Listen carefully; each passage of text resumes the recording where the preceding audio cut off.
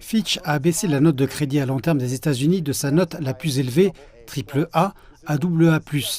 C'est seulement la deuxième fois qu'une grande agence de notation abaisse la note des États-Unis.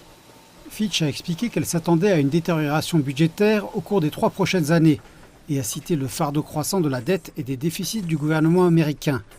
En outre, l'agence de notation relève une détérioration constante des normes de gouvernance au cours des 20 dernières années, cite l'absence de cadre budgétaire à moyen terme et souligne la complexité du processus budgétaire américain qui oppose souvent la Maison-Blanche, le Sénat et la Chambre des représentants.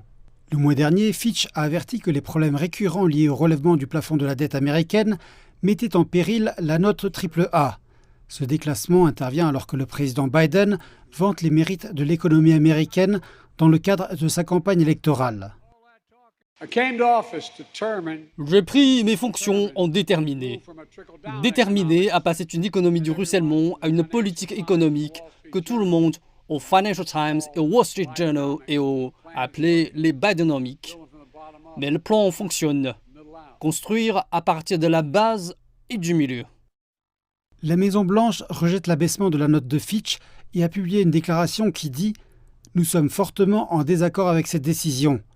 Le modèle de notation utilisé par Fitch a décliné sous le président Trump, puis s'est amélioré sous le président Biden.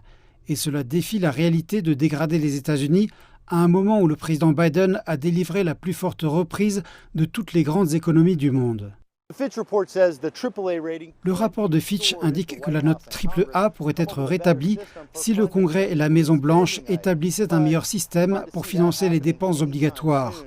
Mais il est difficile de voir cela se produire de sitôt dans un Washington politiquement divisé.